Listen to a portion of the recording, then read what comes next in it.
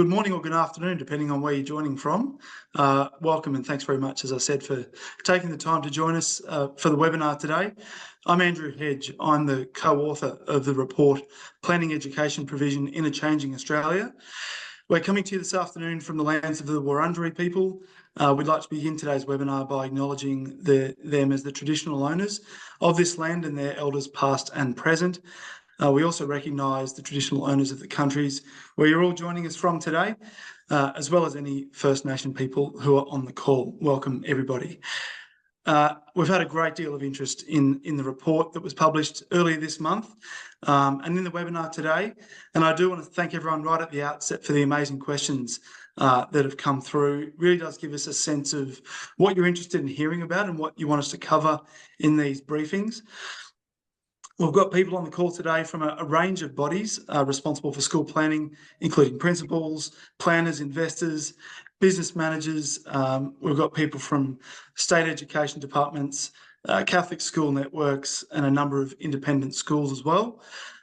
Welcome also to those of you in childcare and early learning. A lot of childcare centres needing to be built in the next 20 years. So great to see you along today as well.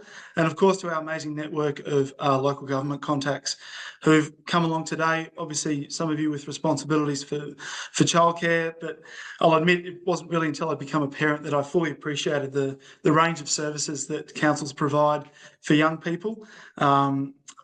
Playgrounds, parks, childcare is just one of many things. Child maternal health. Big shout out to Michelle and the team at Yarra Rangers for the great program they run for dads in the school holidays. And finally, a really warm welcome to all the teachers who've joined today. When we look through the people who've registered and the questions that have been asked, there's always a number of teachers, particularly geography teachers, who are coaching the next generation of people that are going to be interested in this topic and have a curiosity about people and places and how we plan services. So a special warm welcome to you as well. Education services are obviously the focus of the presentation today, but the research and the work that we're presenting, it does obviously cut across a lot more broadly, and it applies to other life stages as well. For those of you who've already downloaded the report that we published earlier in the month, we're going to follow about the same flow today, in that we'll be looking first at the big picture factors that are shaping the population at the national level, and then some examples of how and why that plays out in different communities. We're really, really lucky to be joined, as you can see on screen today, by Lisa Ivanova. We've got Glenn Capuano and Johnny Barnard, who co-authored this report with me, and I'll give them a proper introduction soon. They're going to be speaking to different parts of that story. To remind everybody, we will be sharing a copy of the full recording from the presentation today, along with all of the resources that we reference and mention. So please just relax and enjoy the presentation. We'll be speaking for about 40 minutes, with plenty of time to put questions to the panel at the end. Please pop, as I said, your curliest questions into the Q&A or the chat. We'll probably have time for a few live questions as well. So if you'd like to ask a live question, just have your speakers and your mic ready to go, and we'll try and get to a few of those at the end as well. If you've been to these before, you'll know that we like to start with the take-home messages from the presentation. So I'll start with the first one there, and that's that our forecasting team show that over the next 20 very short years, there'll be around 720,000 more children aged 0 to 17 added to Australia's population. So working with really rough averages, that means we're going to need 424 primary schools. That's assuming about 600 students each. 172 new secondary schools at about 1,200 each. This, of course, doesn't account for the vacant capacity that's in existing schools, but it's just illustrative of the magnitude of growth that we need to be planning for. Secondly, that migration and births are the two big factors that drive population growth, and both are forecast to continue strongly into the future, even noting a declining birth rate, and that's something that Lisa will get into in a bit more detail.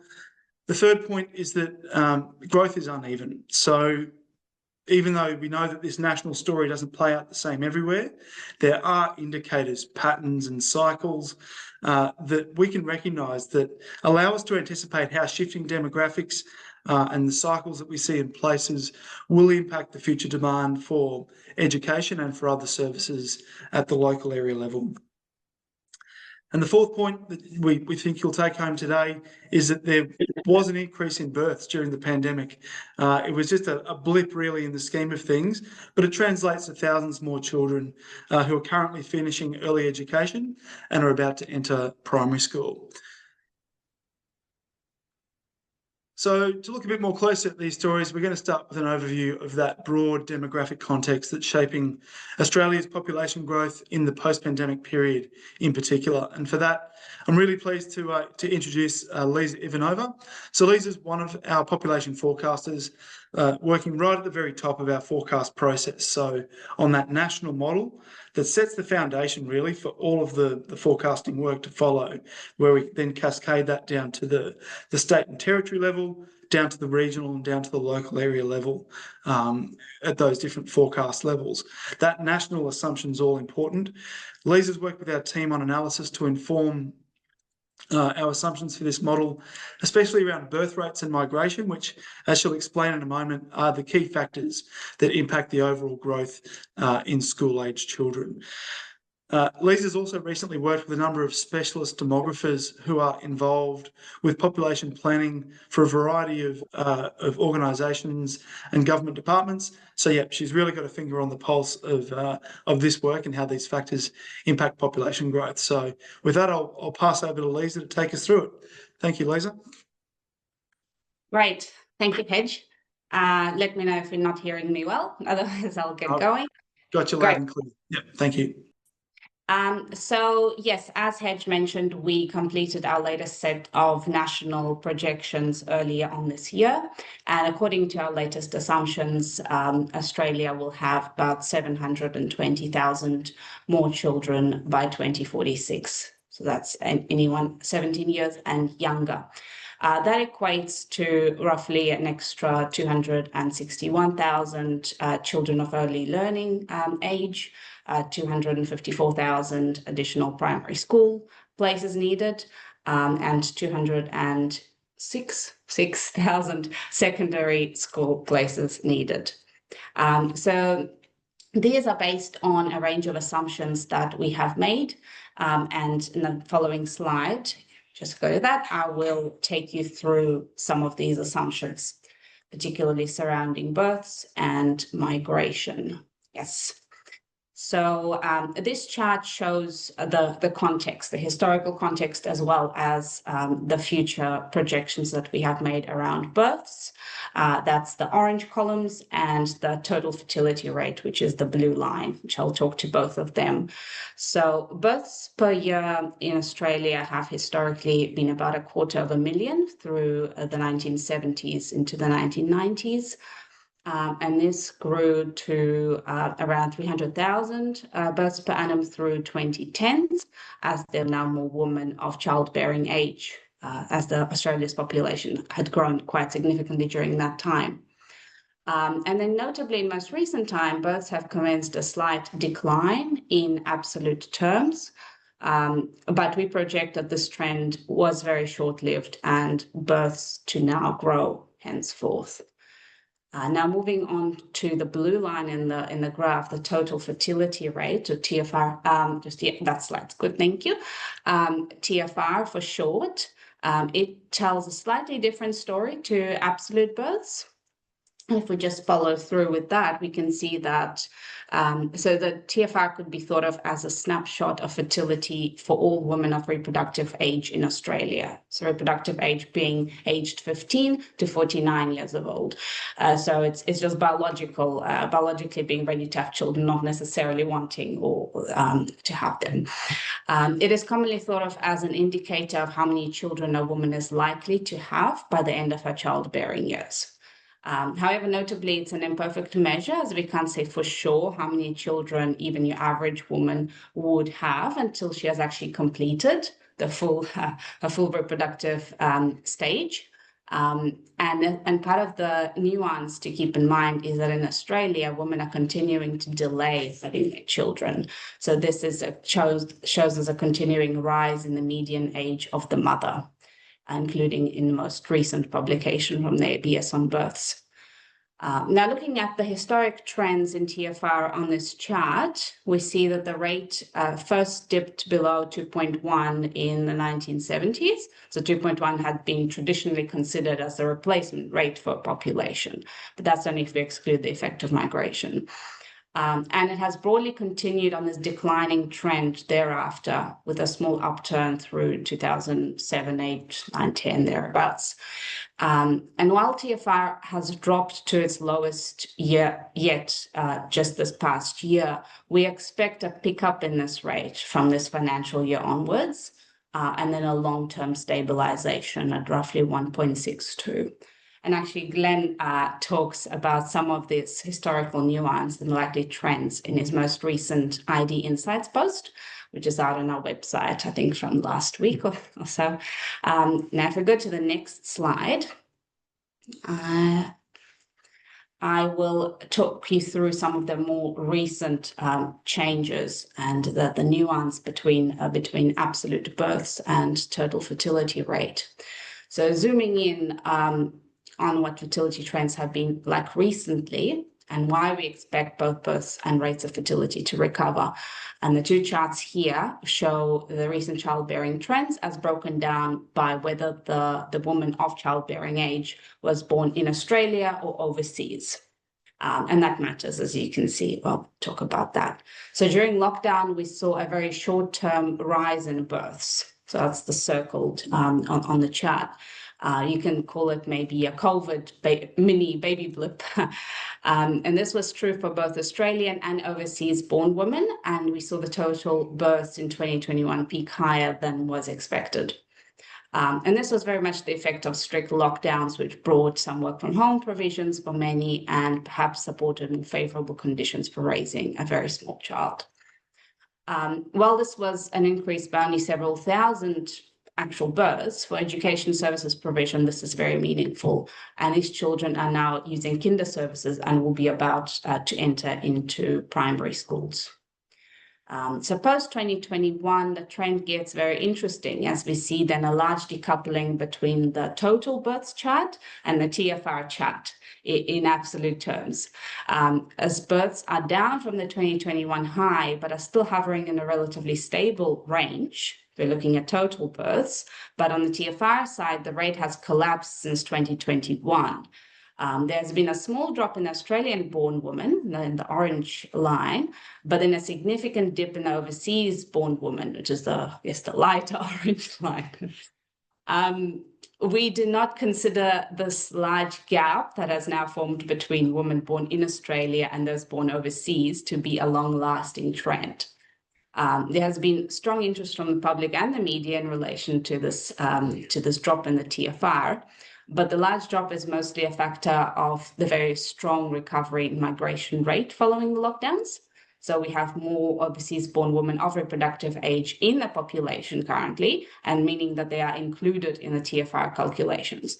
But in reality, Australia has received a great number of migrants on temporary visas as well, more than we had before lockdowns, while those on permanent visas have held quite steady. So there's now a shift in the visa distribution. And with temporary visa holders, that's meaningful because they've primarily students working holiday as well, as an example, but they tend to have very few, if any, children. So their inclusion actually drags the TFR down quite a bit. But this is an artificial, you can say, decrease. So part of our prediction of increased births henceforth is that we had the COVID effect. So firstly, of likely bringing forward some of the planned births, which would have helped the dip after 2021. So some of the people had already had them at 2021 and thereafter they didn't. And the inflow of very recent migrants now after lockdown ended, many of whom are not yet ready and often also not yet in a position, financially and otherwise, to start families. This is likely an unnaturally low state, and we have accounted for it with growth in the TFR to a peak in the early 2030s as women catch up, and then an easing back and stabilization to a 1.62 long-term trend. And lastly, the other big consideration is now the interaction between total fertility rate and the total births expected. And in Australia, migration is a key part of that story. And that's the next slide we have. So this chart again looks at some historic trends and into the immediate forecast period. But migration overtook natural increase as the main source of population growth since the mid-2000s. And now following the crash in net overseas migration, or NOM, during lockdowns, so that's that very sharp dip, we have experienced a very strong recovery in NOM through 22 and 23. And NOM is already on a steady decline to be much closer to its recent historic trends. But the effect of migration on driving population growth in Australia continues to be larger than that of births within the country itself. And now we take an independent view of migration trends, but we expect a continuing decline in NOM with a stabilization in early 2030s. So projecting the population forward, we will see a steady growth in women of childbearing age, so 15 to 49, through the forecast period. And that, coupled with a steady total fertility rate, gives us a growth in the total births year on year. If we go, so the result of these broad national assumptions is a projected growth across every age group of children across our forecast period. And then this is just a national view, while we actually work on fine-tuning our assumptions to age-specific and state-specific considerations. And I hope to share more on those in a forecast-targeted webinar coming up later this year. Now, provision of services to any age group hinges on filtering these sort of broad geographic assumptions down to the local level. And we'll get Glenn to speak to that next. Thank you. Thank you, Lisa. That's a great overview. And for those of you that haven't been to our population forecasting webinars in the past, it's important to understand that we really spend a lot of time critically analysing these couple of assumptions, because small changes in the fertility rate, small changes in migration can have a massive impact at the population level. And then, what we're going to get Glenn to talk us through next is how we then make sense of that and the nuance of that down at the local area level.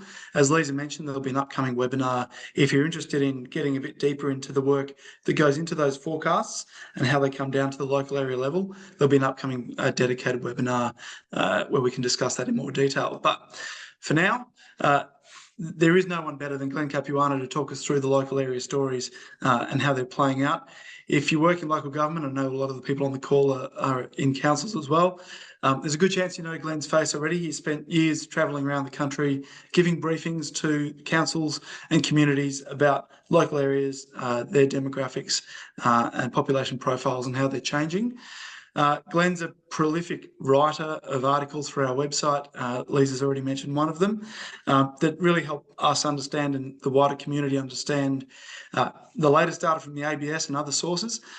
He's also often in the media, one of Australia's go-to commentators for commentary on the census and other information about changing local area demographics. So the perfect person to take us through some examples of how these national trends are playing out, co-author of the report. So Glenn provided these examples when we were pulling the report together, but I'll pass over to him now to take you through a few of those examples. Thanks, Glenn.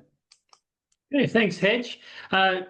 Great to be here, and it's a really exciting trends. The main thing that you need to remember with this is the local context is all important. So every place is different, and we firmly believe that every place has a story to tell. As Hedge said, we do have a series of online information tools for local government, and I've been working with local government for many, many years, helping you to tell the story of your local place. So we pick up quite a bit along the way doing that.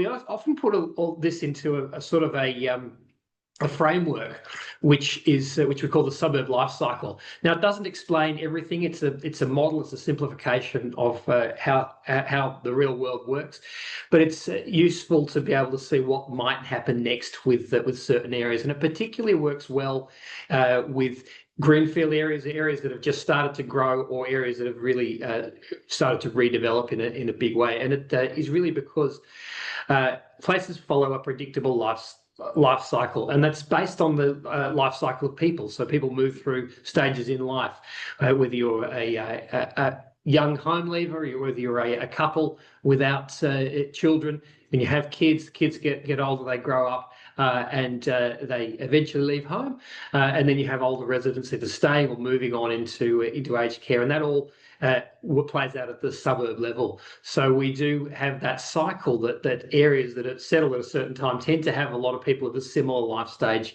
in them in that time, and that helps us be able to forecast what happens next. It's not a perfect model.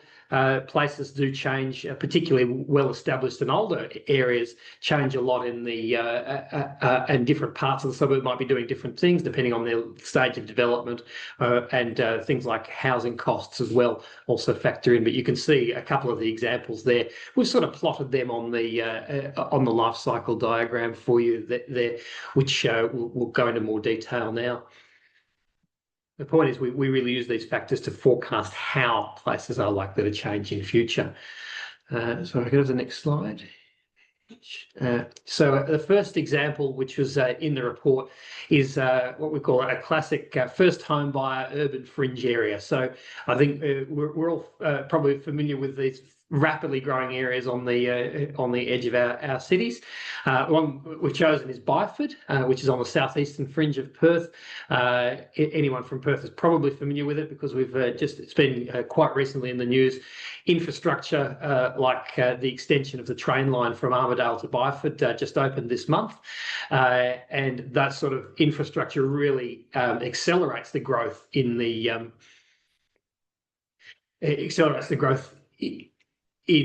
families, in particular in that area. So Byford's gone from about 7,000 people in 2011 to about 25,000 today, and expected to double again to about 48,000 by 2046.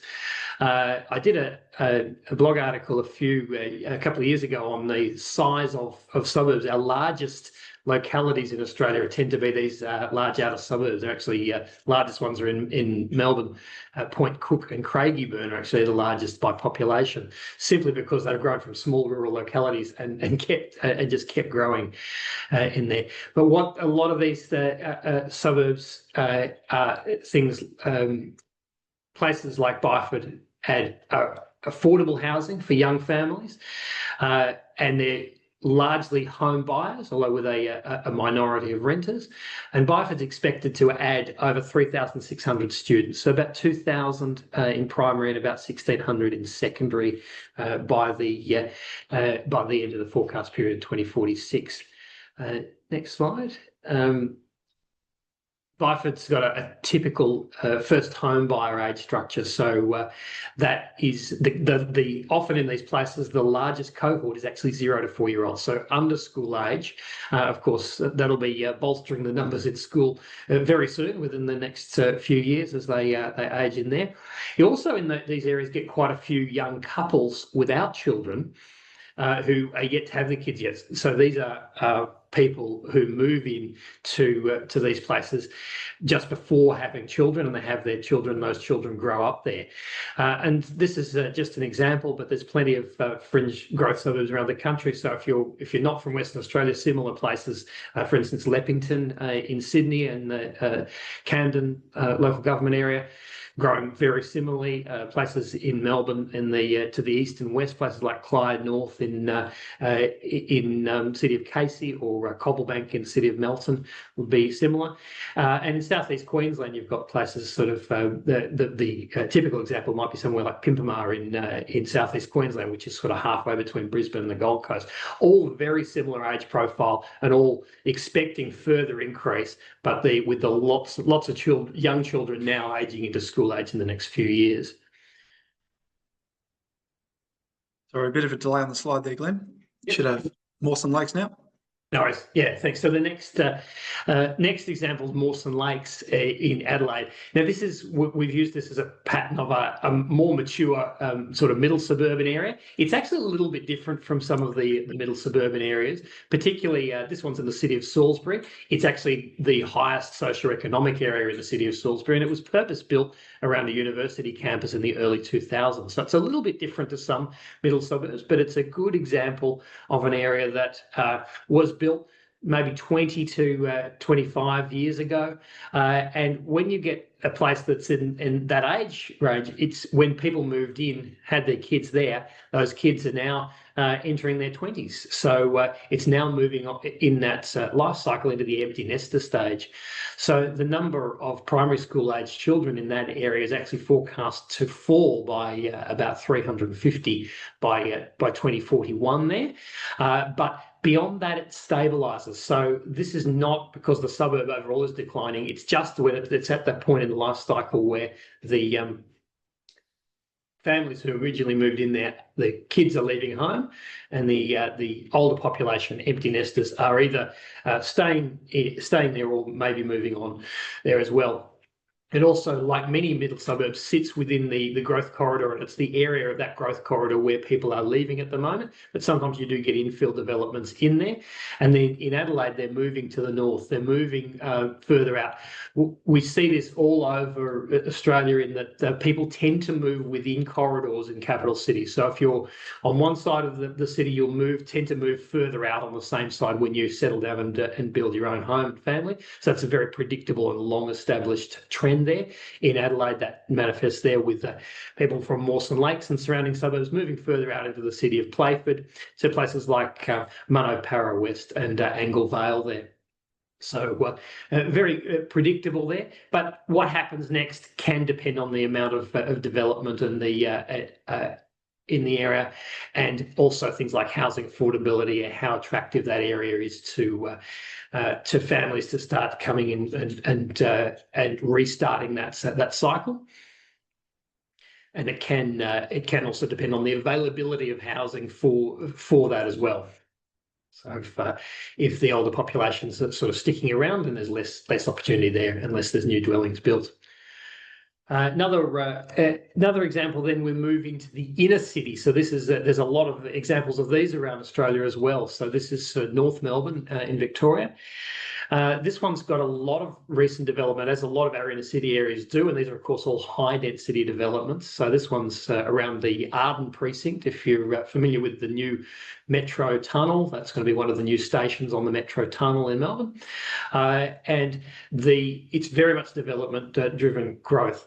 Because it's all high-density, we don't expect a whole lot in relative size. We don't expect a whole lot of families in this area. Typically in Australia, families don't tend to live in high density very much, but there are enough, and there's an increasing minority of people doing that, and that the magnitude of that increase in North Melbourne is enough that you could certainly support one or more additional schools just with that small proportion of people moving and having kids. And it's increasing. It's still not a majority. Most people who have families move to the larger houses in the suburbs, but there is an increasing minority who are sticking around and having at least their first kid in that higher density format. So it's also, North Melbourne's also in the zone for a very desirable government high school. So that can also be a factor, those sort of selective schools, and whether people want to live in the zone for that area can influence things a little bit as well. So the population of North Melbourne is expected to double by 2041, and adding over 1,700 school-aged children. Yes, and it does depend on the type of housing stock that is built in those areas as well. Johnny had a specific example on this. I'll just throw to Johnny if you want to talk about the Docklands examples. Yeah, we've certainly seen this pattern play out in the past. So the Docklands development, not far from North Melbourne, which was happening sort of from the 1990s onwards.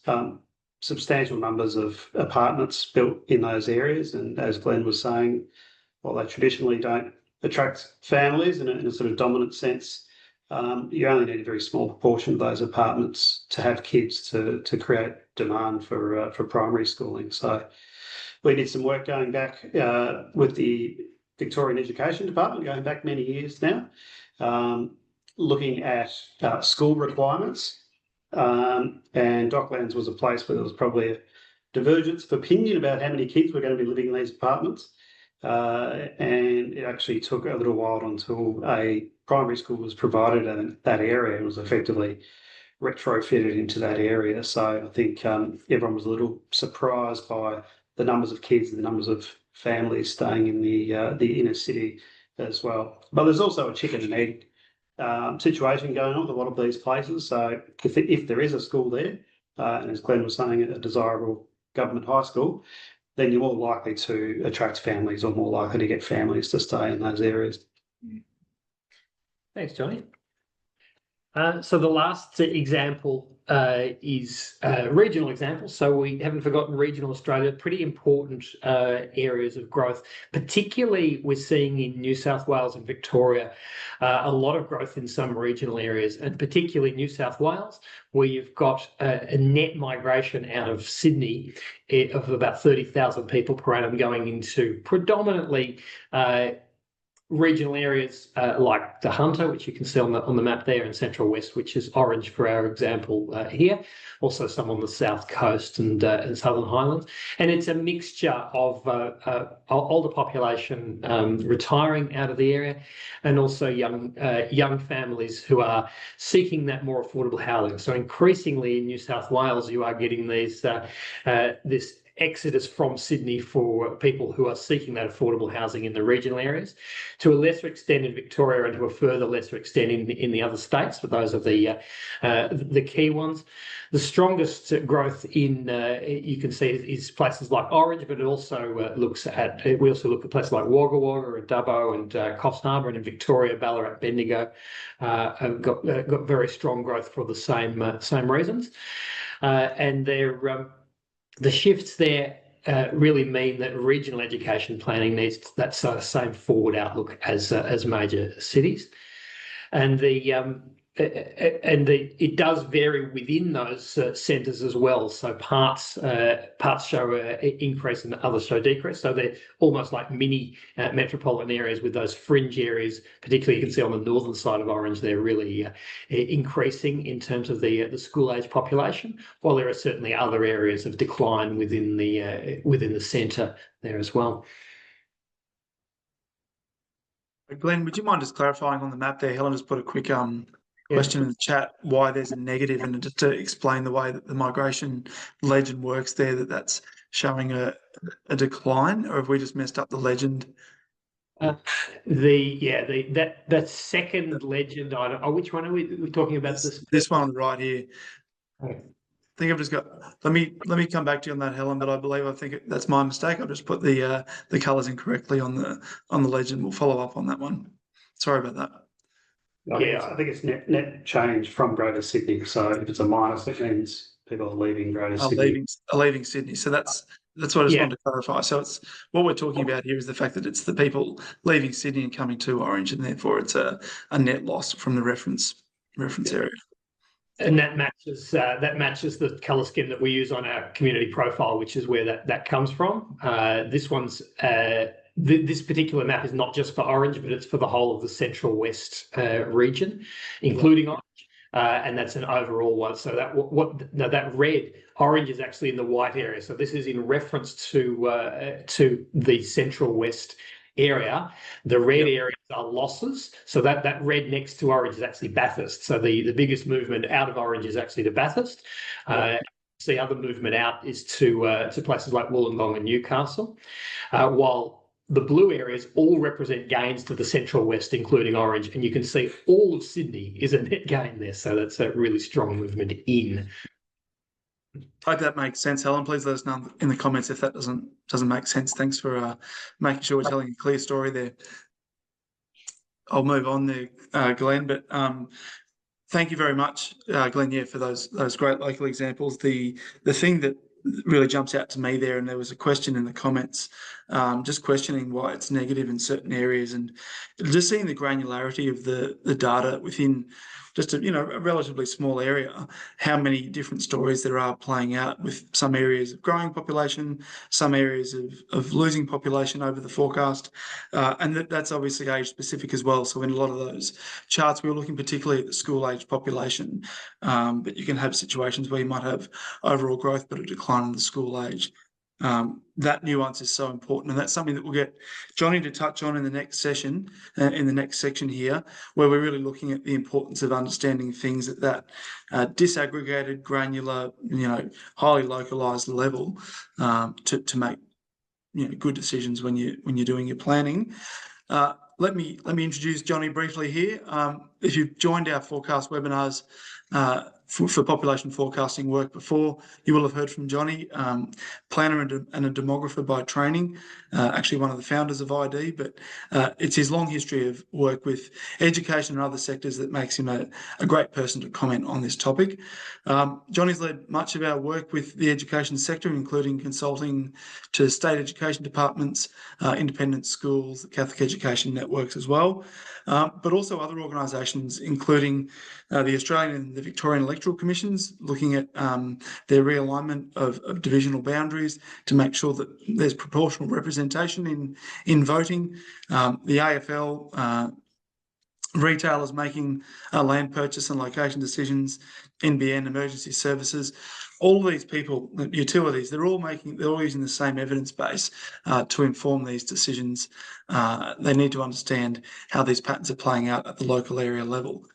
So I guess the point we're making there is it's a cross-sectoral evidence base that we've worked on, and Johnny's been across a lot of that work. He's going to walk us through a case study where we look at some of the recent work that we've done with the Catholic Education Office in Tasmania, which is a state with its own interesting demographic challenges.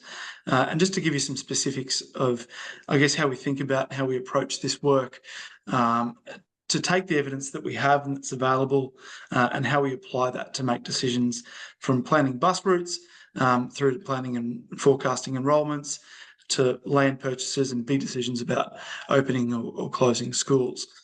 Quick reminder, after Johnny, we'll head into the Q&A. So if you haven't already, now's a great time to pop a question in the chat or the Q&A, and we'll get to that once Johnny's taken us through this case study. Thanks, JB.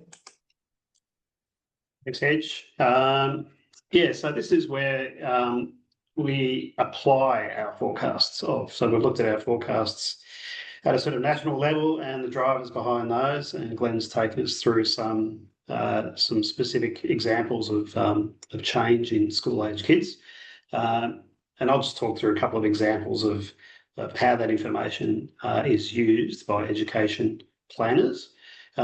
So the first example here is looking at Catholic education in Tasmania, as Hedge was saying. So we've done a lot of work over the years for all sorts of authorities, state government, individual schools, and a lot of work for Catholic education sort of networks of schools.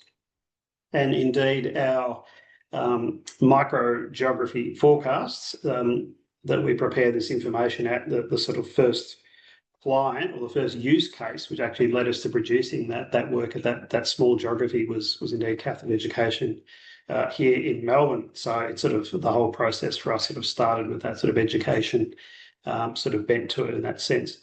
So Catholic Ed Tasmania really wanted some information to feed into their capital works program. So they have 38 schools that they look after. As distinct from some of these examples we've seen, such as North Melbourne and Byford, Tasmania doesn't quite have the same amount of population growth going forward. So in terms of total numbers, the school-age population is pretty much stable. There's a slight increase from memory to about 2036, and it decreases. So it's not so much about overall growth, it's really about that local area nuance to enable them to sort of plan their capital works allocations and management over time. So they need to understand those sort of demographic drivers, the sort of big picture trends that we've looked at. But what's critical for them is that school by school analysis. So we work with them to build catchments and individual reports for each of their 38 schools. So as part of that, as you can see on the map there, we sort of map students. We prepare catchments based on sort of neighbouring schools in their network, but also where they're getting kids from. We also look at market share, how they're travelling compared to neighbouring schools and other sort of government and independent schools. And we look at forecasts of enrolments going forward. So our forecast of school-age kids directly feed into a sort of market share for each of those schools and an enrolment forecast going forward. So that's pretty critical for those for Catholic Education Tasmania, because it gives them a sort of full picture. They also obviously have information on the condition of each of their schools, as sort of referred to there in Craig Grace's commentary, capacity of their schools as well.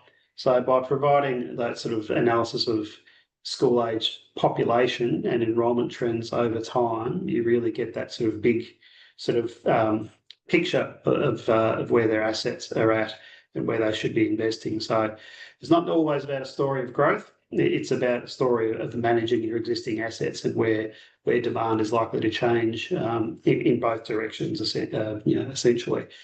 As part of that, we also looked at that they had some specific questions they needed to resolve about potential school locations as well. So we were able to assist that and give them a much clearer idea of the implications of opening schools in particular locations and so on. The other element is not just about the sort of planners at the sort of statewide body. It's also about the principals as well. So the principals get access to great information for each of their school catchments and how they're performing, and where their kids are coming from, and also how their catchment's performing. So if their catchment is actually there's a lot of kids from their catchment area going to a neighbouring school, they get a good handle on that information as well going forward. So the other element that we wanted to just touch on was that's sort of looking at it from a network perspective, but we've also done a lot of work, probably upwards of about 20 to 30 schools over the years, individual independent schools that we do work for. So in that situation where just looking at generally just sort of one campus of the school, and as the map shows there, that's a sort of example of the sort of things that we look at. We look at creating catchments for the school. The geography here is a little bit coarse. I think that's showing SA2s, but we build catchments for the schools based on our micro geography forecast, which are SA1 and below SA1. So that enables them to get a really tailored sort of view of what their catchment is, and enables us to actually build, and often we will build catchments that don't have a sort of circular shape. They may be have an odd sort of shape based on where major transport infrastructure is, and in terms of where they get their kids from as well. So a typical project will be looking at their current students. We also look at changes in students. So we'll often look at enrolments from 5 years previously to see how things have changed. Look at market share and the competitive framework, so how those schools are performing relative to neighbouring schools. And again, look at forecasts of enrolments going forward based on those factors. And I think, as Hedge was mentioning earlier, that can feed into things like school bus route planning is sometimes critical. It also feeds into decision making around marketing. There could be places where they're performing above or below expectations in particular areas near the school, and they can focus those efforts going forward. The other thing we're sort of increasingly looking at as well is the sort of impact of new growth areas and specific sites. So as part of our forecasts, we map around 50,000 residential development sites. And we have great information about not only when they're likely to come on board, but often about the type of people that we think might be living in those areas and therefore might be more suited to different types of education as well. And the other element we would be looking at is new infrastructure opening up as well. I think we heard about the Metro tunnel before, and there's been some new major rail infrastructure in Sydney and Perth in recent years. and those pieces of infrastructure can actually have a fairly significant impact on the catchment of some of these schools.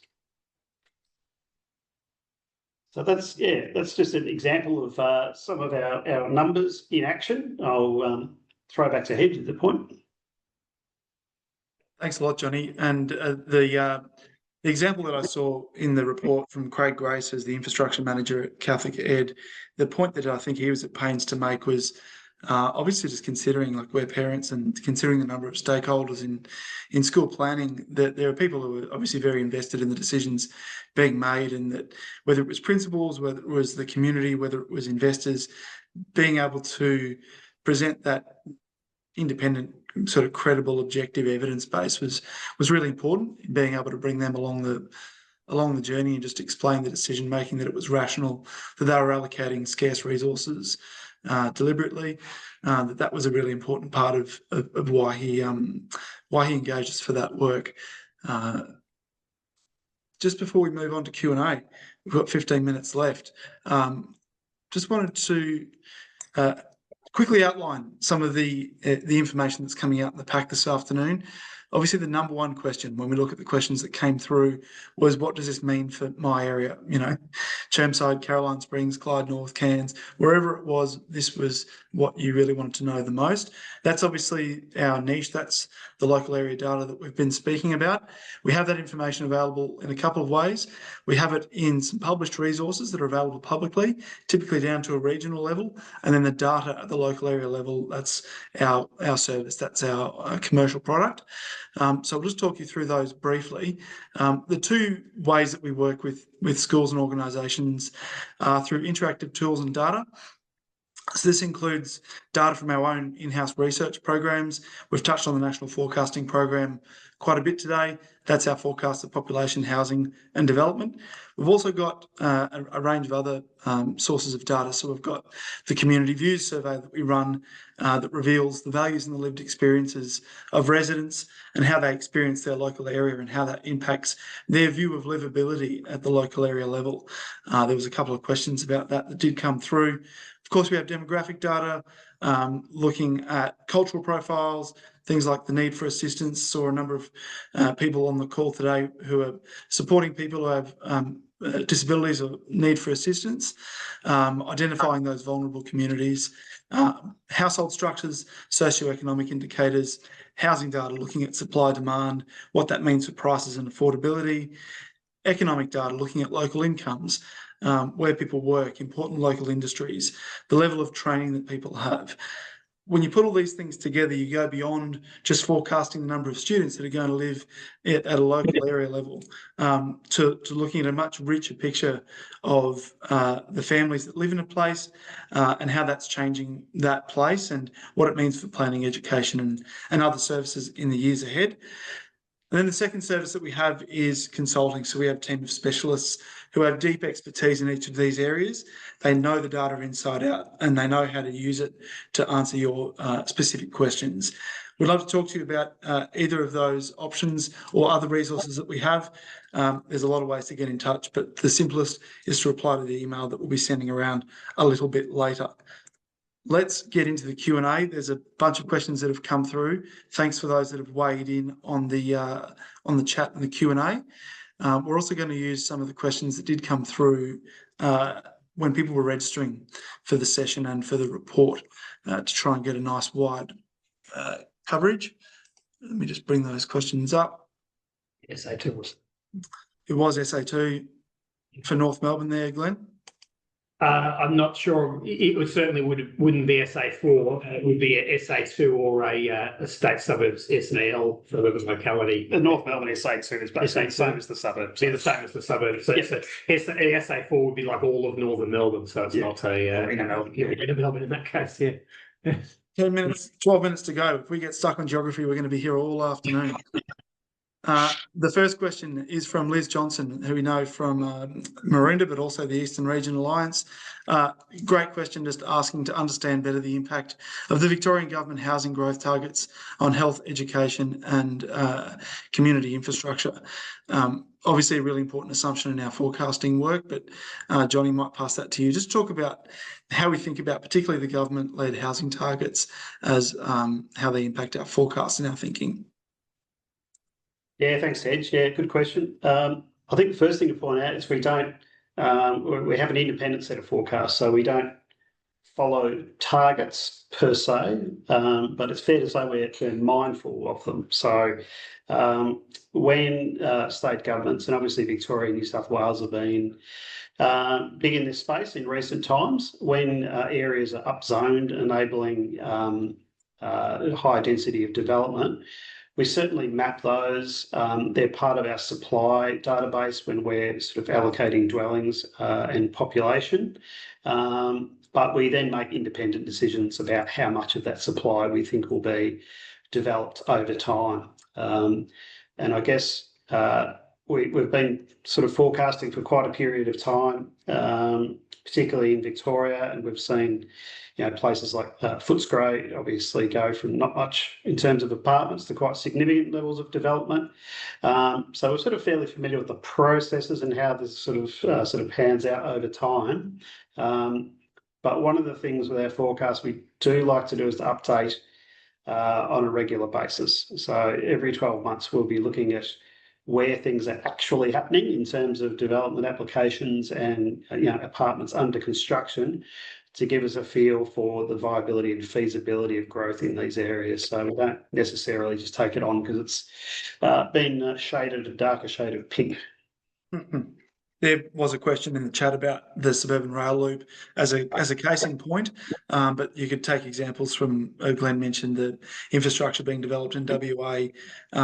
I guess the point, Johnny, is that we look at both the population-driven demand and we look at the level of housing supply that's available, and then when you marry those two up, you get a sense of how much of that potential supply is needed to be used. And true to say that in some places there's more, even in a housing crisis, there's more sources of supply than we perhaps need. So thinking of somewhere like the Flagstone development in southeast Queensland is always a good example, and the fact that we see more growth in Park Ridge before that development down in Flagstone, is that an example? Yeah, it is. It's basically about resolving supply and demand. I mean, it's a simple sort of concept at a small area basis by small area basis. So once we've allocated population to regions and we're putting them down to those small areas, we like to see some evidence of demand playing out in those sorts of places, rather than sort of necessarily directly following sort of government directions in those places. Yeah, cool. Getting a great couple of questions through the Q&A in the chat here, which I'm really keen to get to. I'm actually just going to pick up one from Delise Graham saying, would it be reasonable to use existing school population data to align against your growth projections for the purpose of estimating the demand for independent Catholic and government? Johnny, I might put that to you. Is that simply the difference between past performance doesn't necessarily indicate future performance? Look, there's a whole bunch of different things playing out. At a national level, the independent school sector has sort of probably grown proportionally larger than government and Catholic, but that's not necessarily, it happens everywhere. So I know Victoria, the government sector is performing a lot better, but then you look region by region, then there's sort of different things sort of going on in terms of demand for independent schools versus Catholic schools. So yes, we do look at historic stuff. We look at what's in the pipeline in terms of potential new competitor schools coming on. But as we always talk about, it's always very local. Those sorts of trends and changes do differ area by area. Yeah. The classic example we've looked at in the past was Coburg, where schools were shut down, and then demographic cycles progressed and the suburb regenerated, and there was an increased demand for schools despite previous declines. So I'll keep going to a few other questions. I think we've addressed the point broadly about low mid-rise housing reforms and development and how that impacts our thinking. I think the only thing we could add to that is that the important consideration that we're bringing more and more into our modelling is around feasibility of development, and that just because it's zoned or mooted by a developer doesn't mean it will necessarily go ahead. But that's probably something to come to the forecast webinar if you'd like to hear more about that. Glenn, just a really quick one off the top of your head. Other sources have indicated that Albury is one of the highest growth centres in New South Wales. What does our data show? Which one's? Yeah, Albury's certainly. I don't know if it's the fastest, but and you've also got to consider Albury with Wodonga, which is of course in another state. So we consider both. When you put those two together, it certainly is one of the fastest growing regional centres. I don't know if it's the fastest, but it's certainly quite a big growth. And they both Albury and Wodonga. Well, they have a combination of they've universities, so they still attract young people. They attract a lot of retirees from the surrounding region into the larger centres, and they're growing in that way. And they're also getting the family growth. Albury and Wodonga closer to Melbourne than Sydney, actually getting more migration from places in Victoria than in New South Wales, but certainly quite fast growing. Great. Albury got special treatment with a call out for a local area. Lisa, I'm going to throw to you. Just to we did have a couple of questions about the impact of not just migration but cultural diversity and linguistic diversity, new arrivals. If you could just speak a little bit about some of the patterns and how we think about the impacts of cultural diversity related to school demand. Yeah, so there's sort of broad factors playing out here and then very local level. So on broad scale, we look at, for example, overseas migration. So I think Glenn mentioned about how Sydney is actually first port of call for a lot of overseas migration, and then migrants sort of disperse out. Melbourne and Victoria plays a similar sort of role. So we often place an overseas migration quite high for our major cities in Australia in our forecasting. And then the assumption is that then internal migration kicks in for a lot of those places, and then smaller regional centres tend to get some of that internal outflow. And so then you end up with that natural situation where, being the first port of call, a bunch of migrants do remain within the cities, and so they naturally end up being the more diverse as compared to some of the more regional and indeed remote parts of Australia. And that's being culturally and linguistically in terms of religion as well. But then on a local level, within the cities, migrants tend to cluster, or there is a prevalence for migrants to want to live within communities where they have their own sort of language and culture represented quite heavily. So you do get these pockets forming in various parts, usually on the sort of an outer suburbs of migrants. And that brings in the range of services that they require, such as religious centres and such. But yeah, it's to do with housing affordability. Depending on where the migrant is from, often there is a desire to own a property and actually settle down in the new country. So just the affordability of where can I buy a house and raise a family, that plays a lot into it. But then of course work as well. So you do end up with a suburb by suburb. Even adjoining suburbs can experience very different stories in terms of their diversity and the level of migration they actually receive.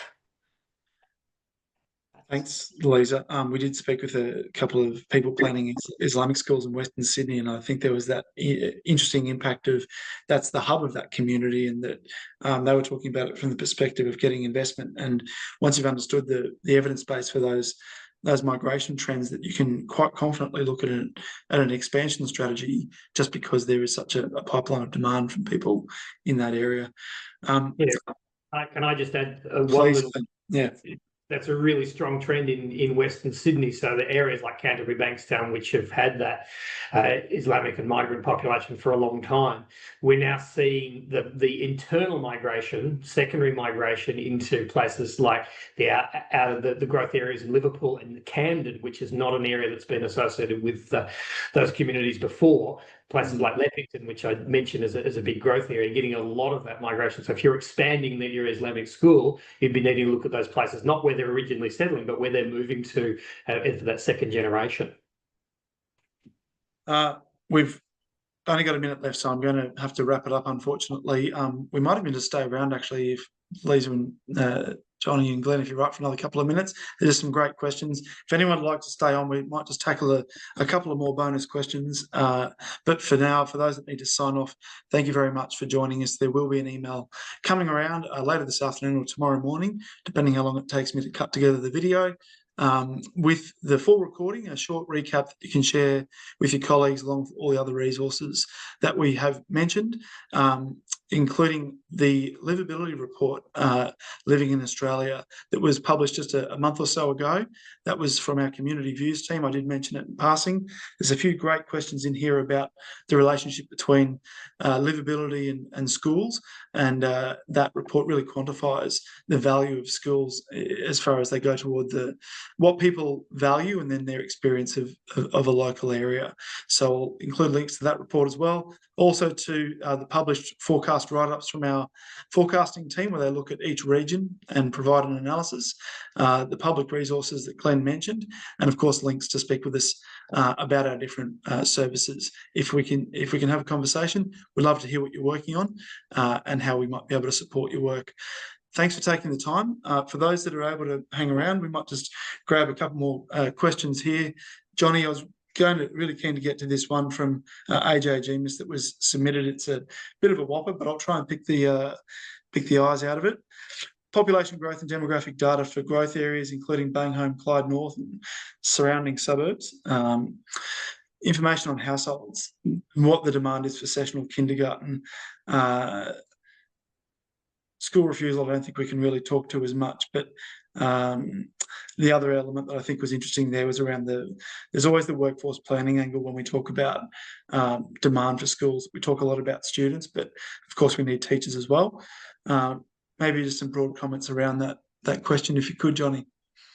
Yeah, sure. We've certainly been doing some recent work in the kindergarten planning space. So one of the large providers came to us to look at Victoria in quite a bit of detail about future demands for kindergarten. So that was a very big exercise in terms of mapping current kindergarten, mapping proposed kindergartens and identifying shortfalls.